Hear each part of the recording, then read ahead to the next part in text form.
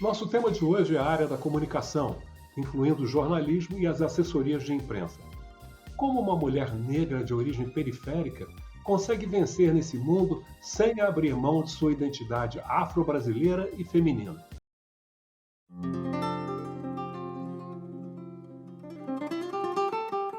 Em 13 de outubro de 1944, um grupo de jovens juntou-se a Abdias do Nascimento e Aguinaldo Camargo para criar o Teatro Experimental do Negro. Conhecido pela sigla TEN, ele defendia os direitos à cultura e à identidade do negro brasileiro. As ações do Teatro Experimental do Negro realçavam a profunda dimensão política da arte e a estética ao lutar contra a discriminação racial e de cor.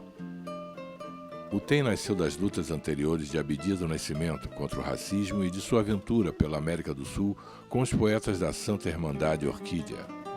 No Teatro Municipal de Lima, no Peru, eles assistiram à peça O Imperador Jones, protagonizado por um ator branco pintado de preto.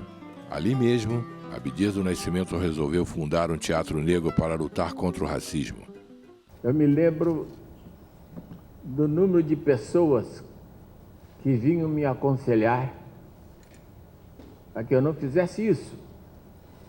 Não pusesse o nome de negro aí, porque aí eu ia fazer com que a iniciativa se malograsse antes dela se concretizar, antes dela ser lançada.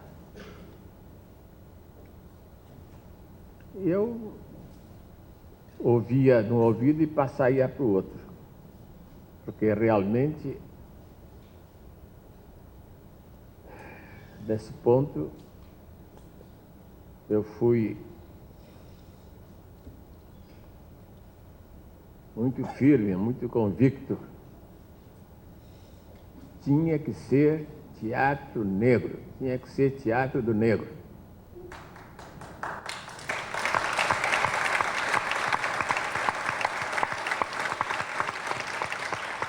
Um ano em Buenos Aires, trabalhando com o Teatro Del Pueblo, ele se preparou para isso.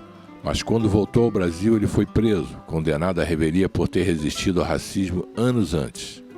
Na penitenciária de Carandiru, ele criou o Teatro do Sentenciado. Os presos criavam as peças, fazendo eles mesmos as músicas, os cenários e figurinos. Nossa convidada de hoje é natural de São João de Meriti, na Baixada Fluminense, tendo migrado para os bairros da Glória, Rio Comprido, Vila Isabel e Jacarepaguá, no Rio de Janeiro. Filha de uma família humilde, foi criada pela avó, que conseguiu, com todo sacrifício, matriculá-la em boas escolas particulares, onde, apesar de boa aluna, não escapou de manifestações racistas.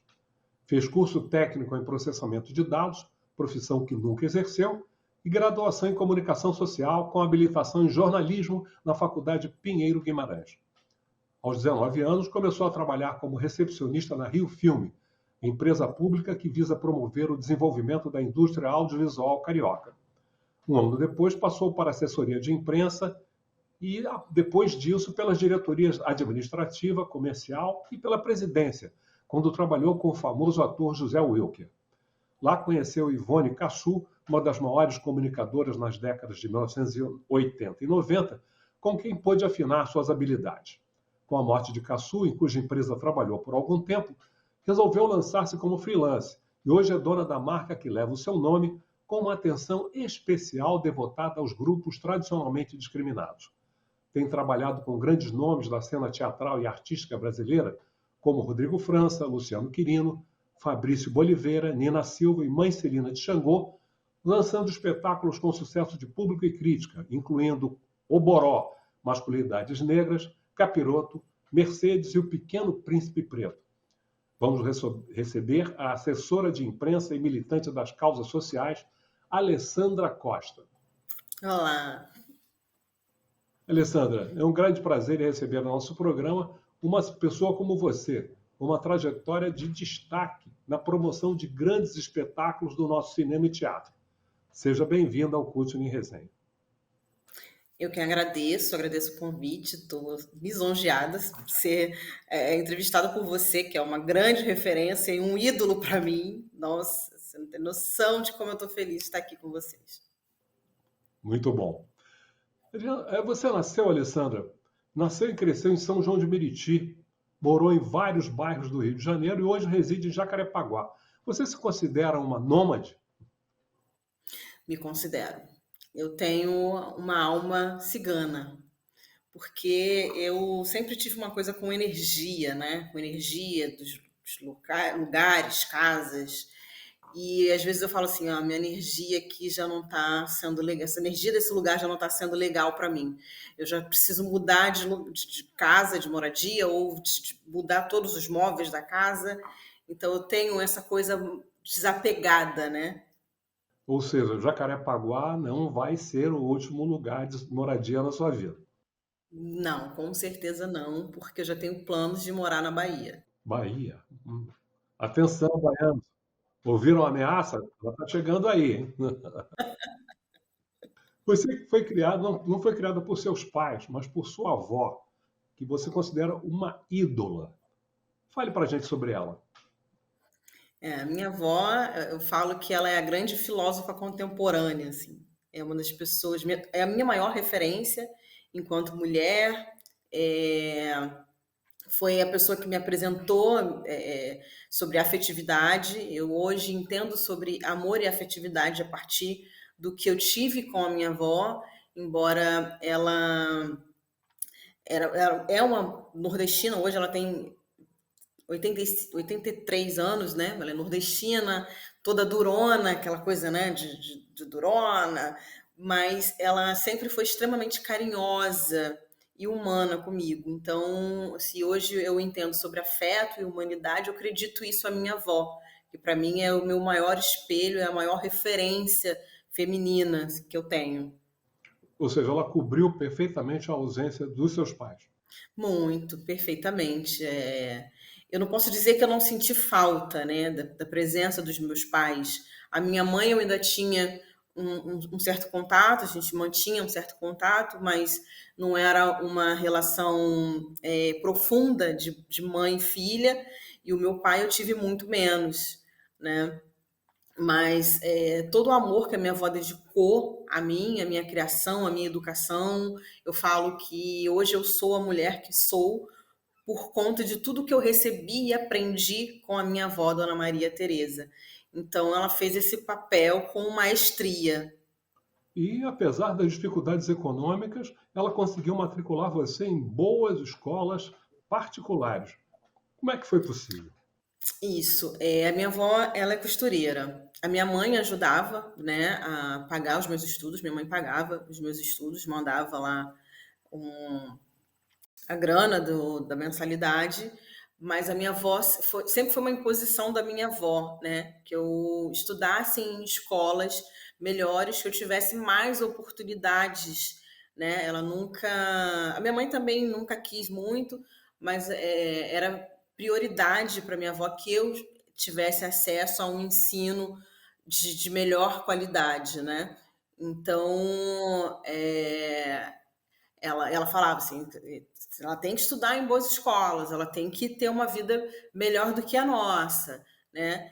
E foi incrível o jeito que minha avó batalhou, costurou a vida inteira para criar os 9 filhos que ela teve, e aí ajudou os netos. Eu fui uma das netas que ela ajudou a criar, né? Que ela criou, e ela sempre fez questão que eu tivesse acesso a um ensino melhor.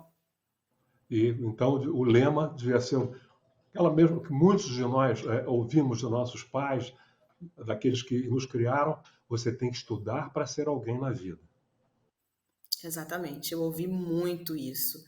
É, eu, negra, mulher, então 2 agravantes, né? Eu acho que inconscientemente, mesmo minha avó não tendo um letramento, né? Não tendo essa consciência de raça, eu acho que o inconsciente traz isso pra gente, né? Então, tinha que estudar sim, tinha que ser melhor sim, tinha que tirar melhores notas sim, Andar bem arrumado. e isso, bem vestida. Eu lembro da minha avó na minha infância, ela fazia muitas roupas para mim de retalhos, né? Das costuras que sobravam. mas ela sempre olhava em revistas o que estava na moda, para eu não ficar tão... Por mais que a gente não tivesse como comprar, né, como adquirir aquelas roupas em lojas, mas para eu não estar tão por fora assim, porque ela sempre teve essa política de inclusão, embora não tivesse essa consciência. E você sempre foi boa aluna, né? Reconhecida pelos professores, mas isso não impediu que fosse discriminada, né, nas próprias escolas, e o fato de serem escolas particulares deve ter agravado isso. Como é que foram essas experiências para você? Foi bem doloroso, né? Eu não entendia porque eu passava por certas coisas. Os meninos me falavam que o meu cabelo parecia um algodão doce, e aí debochavam, né? As meninas. Oh, perdão, você já usava o cabelo natural. Eu usei um tempo o cabelo natural. A minha mãe, uma vez, cismou, que tem a coisa da aceitação, né?